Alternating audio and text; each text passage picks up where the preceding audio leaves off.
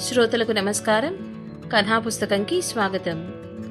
ఈరోజు శ్రీమతి జిఎస్ లక్ష్మి గారు రాసిన మా అమ్మ రాక్షసి అనే కథను విందాం.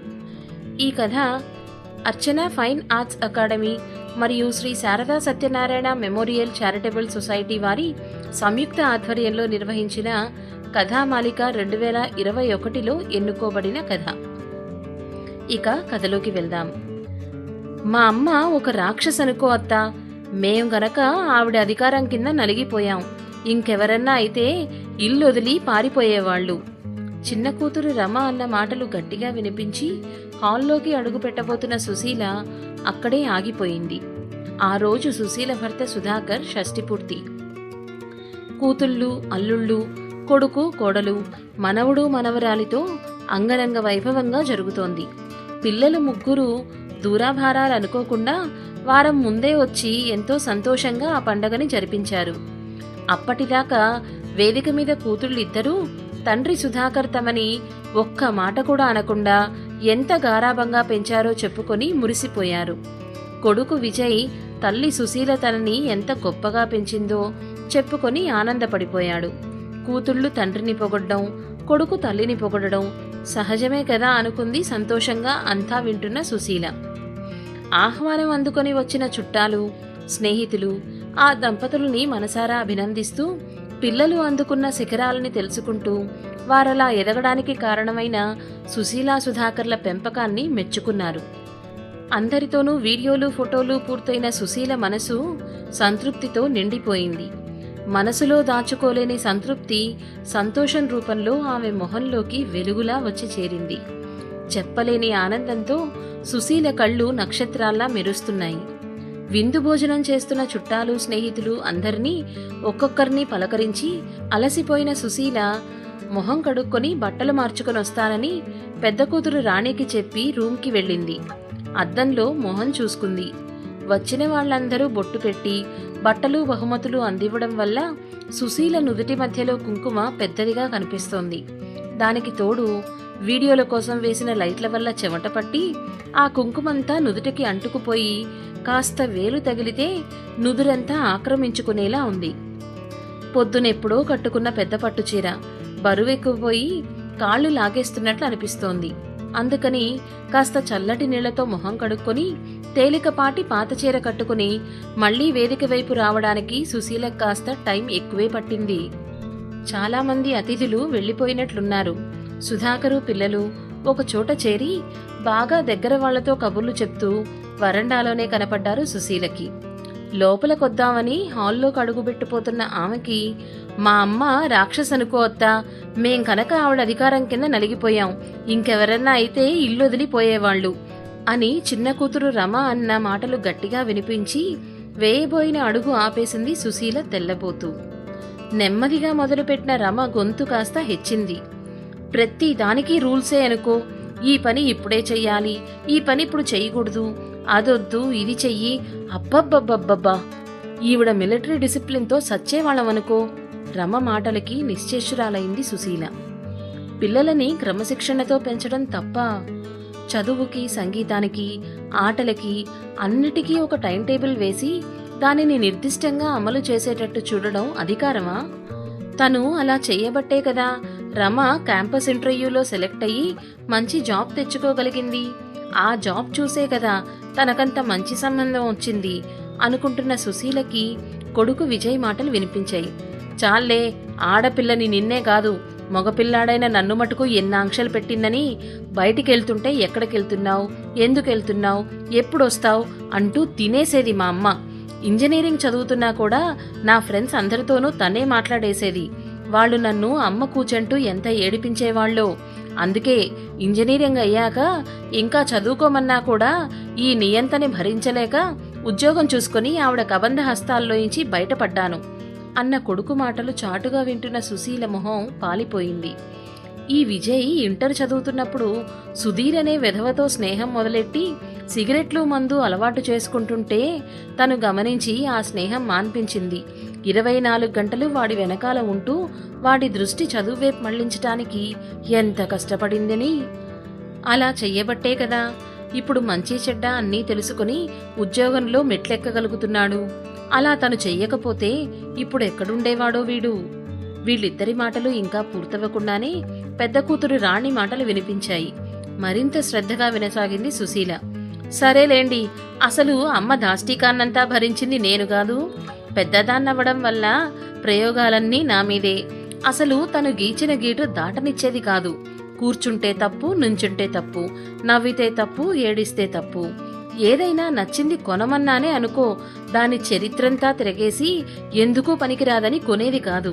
అలా నా ఇష్టాయిష్టాలని ఎన్నిటినీ కప్పెట్టేసిందో అమ్మ అని చెప్తుంటే నిర్ఘాంతపోయింది సుశీల. తను చేసినవన్నీ మర్చిపోయి ఎలా మాట్లాడుతోంది పిల్ల. ఈ రాణే కదూ ఇంకా 10th క్లాస్లో ఉండగానే ఒక తలమాసిన వెధవతో ప్రేమలో పడింది.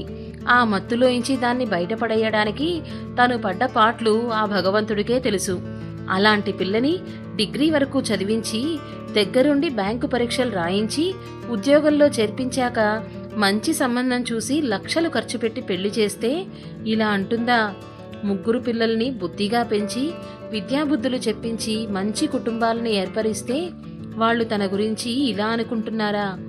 ఒక్కొక్కరి మాటలు వింటుంటే ఒంట్లో సత్తువంతా కోల్పోయి అక్కడే ఉన్న ఓ స్టూల్ మీద కూలబడ్డ సుశీలకి ఈసారి సుధాకర్ మాటలు వినిపించాయి.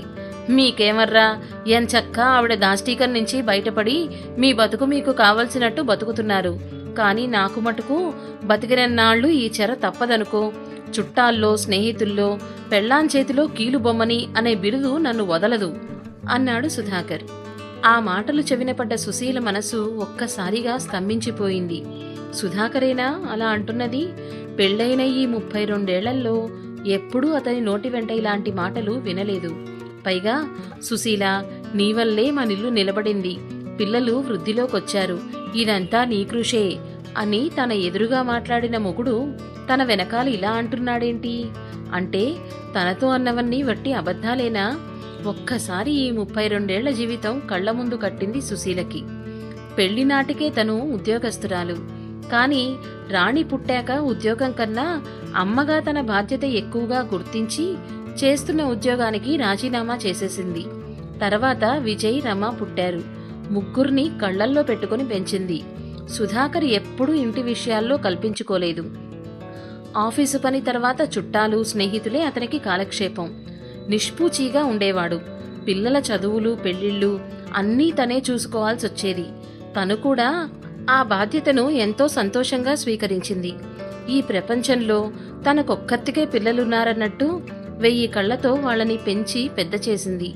అలా బాధ్యతనంతా తన నెత్తిమీద వేసుకోవడం వల్ల సుధాకర్కి నలుగురిలో ఇంత అవమానం అనిపించిందా? అవును, ఎందుకనిపించదు?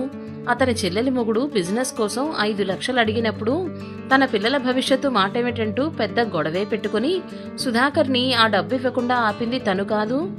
అలా చెయ్యడం వల్ల అత్తవారింటి వారందరికీ శత్రువైపోయింది. తర్వాత అలా డబ్బిచ్చిన వాళ్ళకి మళ్ళీ ఆ చెల్లెల మొగుడు డబ్బు వెనక్కివ్వలేదని వాళ్లే చెప్పుకున్నారుగా, అది గుర్తులేదా? అదంతా ఎప్పటిదో. కానీ మొన్నటికి మొన్న సుధాకర్ రిటైర్ అయినప్పుడు వచ్చిన డబ్బు కోసం పిల్లలు 3 కూడా ఆశించారు. తను కాదు, పెద్దవాళ్ళమైపోయాం, ఎప్పుడే అవసరాలు వస్తాయో ఎవరిని అడగలేమంటూ ఆ డబ్బుని బలవంతంగా ఫిక్స్డ్ డిపాజిట్ చేయించింది. పిల్లలు డబ్బడిగినప్పుడు మీ అమ్మాయి ఇలా అందిరా అని తను తప్పుకొని అదంతా నా మీద తోసేసిన సుధాకర్ వాళ్ళకి మంచివాడయ్యాడు.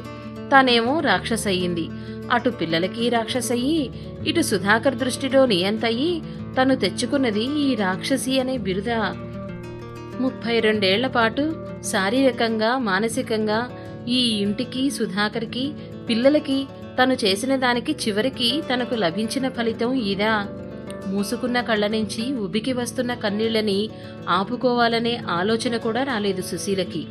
ఒక్కసారి అందరి ముందుకు వెళ్ళి వాళ్ళన్న మాటల్లోని అర్థాన్ని నిలదీద్దామనుకున్న సుశీల ఆలోచిస్తూ మళ్ళీ ఆ స్టూల్ మీదే కూలబడిపోయింది. ఎవరిని నిలదీద్దామనుకుంటోంది తను? తన పేగు తెంచుకుని తన రక్తం పంచుకున్న బిడ్డలనా? అది సాధ్యమేనా? ఏ తల్లైనా పిల్లలు కడుపులో ఉండగా కాళ్లతో తన్నినప్పుడు ఆ బాధని ఎంత సంతోషంగా భరించిందో, ఇలాంటప్పుడు కూడా వాళ్ళన్న మాటలకి వచ్చిన బాధని అంత సంతోషంగానూ భరిస్తుంది. కానీ పిల్లల మీద కోపం తెచ్చుకోదు. ఒక్కసారి నిట్టూర్చింది సుశీల. అనుకోని పిల్లలు తన్ని మెచ్చుకోవాలనలా పెంచిందా ఏమిటి? తన బాధ్యతగా చేసింది. అమ్మ కొట్టిందని కక్ష పెంచుకునే పిల్లవాడికి అమ్మ ఎందుకు కొట్టింది అన్న ఆలోచన వస్తే కక్ష పోయి అమ్మ మీద ప్రేమ పుడుతుంది. ఒక్కొక్కసారి పిల్లలు తెలుసుకుంటారు, ఒక్కొక్కసారి తెలుసుకోరు. తల్లి జీవితం వెళ్ళిపోయినా తెలుసుకోలేరు కొందరు. కానీ తల్లి మటుకు అలా తెలుసుకోలేదని అనుకోదు. అమ్మ కనుక అలా చేస్తుందంతే. పిల్లల భవిష్యత్తు బాగుండడానికి అలాగే చేస్తుంది, ఇంకోలా అస్సలు చేయదు. అలాగా పిల్లలన్న మాటల్ని సమర్థించుకున్న సుశీలకి సుధాకర్ మాటల్ని ఎలా సమర్థించుకోవాలో అర్థం కాలేదు. అతనికి తన గురించి తెలియక కాదు, కానీ నలుగురిలో తను మంచివాడనిపించుకోవాలనే అభిప్రాయంతో నిందని భార్య మీదకి నెట్టేశాడతను. వట్టి ఎస్కేపిస్టు. అటువంటి వారిని ఎలా సమర్థించుకోగలం? ఆహా, సమర్థించలేం. మరేం చెయ్యాలి? అందరి ముందుకు వెళ్ళి నిలదీయాలా? దానివల్ల ఒరిగేదేమిటి? నిజం ఎప్పుడూ నిష్ఠూరంగానే ఉంటుంది. ఇలాంటి సమయంలో పాతవన్నీ తవ్వి నిజం బయటపడ్డం వల్ల జరిగేదేమిటి? ఏమీ లేదు. మరిప్పుడేమిటి చెయ్యడం? తనని తనే ప్రశ్నించుకుంది సుశీల. ఒక్కటే మార్గం తోచింది ఆమెకి. అదే క్షమించేయడం. అంతే, అతన్ని క్షమించేయాలంతే. మొగుణ్ణి నిలదీయకపోవడం వల్ల తను ఇంటి పరుగు నిలబెట్టినదవుతుంది. అంతకన్నా తనకు కావాల్సిందేముంది?